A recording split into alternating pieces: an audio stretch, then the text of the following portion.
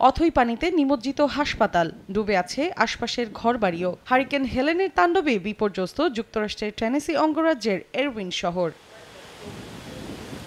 শক্তি হারিয়ে ক্যাটাগরি 1-এ নেমে আসলেও এর প্রভাবে ভারী বৃষ্টি ও ভয়াবহ বন্যা দেখা দিয়েছে জর্জিয়া, নর্থ ক্যারোলাইনা ও সাউথ ক্যারোলাইনা অঙ্গরাজ্যেও। আকস্মিক বন্যায় বিপাকে পড়েছেন বাসিন্দারা। সময়ের সঙ্গে পাল্লা দিয়ে বাড়ছে মৃতের সংখ্যা, নিখোঁজও রয়েছেন অনেকে।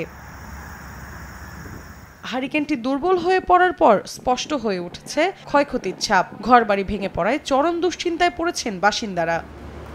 হেলেনের আঘাতে তুলনামূলক বেশি খারাপ পরিস্থিতি নর্থ ক্যারোলাইনার। ভূমিধসে অচল হয়ে পড়েছে প্রধান সড়কগুলো। ঝড়ের তাণ্ডব কমে যাওয়ার পরপরই শুরু হয়েছে উদ্ধার কাজ। বন্যার পানির চাপ কমাতে বাঁধ খুলে দিয়েছে স্থানীয় কর্তৃপক্ষ। ভূমিধসের আশঙ্কায় পাহাড়ি এলাকায় বসবাসরত বাসিন্দাদের সরে যাওয়ার নির্দেশ দিয়েছে তারা। বৈরী আবহাওয়ায় এখনও বিদ্যুৎ বিচ্ছিন্ন রয়েছেন লাখ লাখ বাসিন্দা। বীমা কোম্পানি এবং আর্থিক প্রতিষ্ঠানগুলো বলছে এই ঝড়ের কারণে বিলিয়ন ডলারে পৌঁছাতে পারে ক্ষয়ক্ষতির পরিমাণ। ঝড়ের প্রভাবে ভারী বৃষ্টিপাত অব্যাহত থাকায় বাতিল হয়েছে হাজারের বেশি ফ্লাইট। বন্ধ ঘোষণা করা হয়েছে বিভিন্ন শিক্ষা প্রতিষ্ঠান। তবে পরিস্থিতি কিছুটা নিয়ন্ত্রণে এলে অঙ্গরাজ্যগুলোতে শনিবার থেকে কয়েকটি শিক্ষা প্রতিষ্ঠান চালু হতে পারে বলে জানিয়েছে কর্তৃপক্ষ।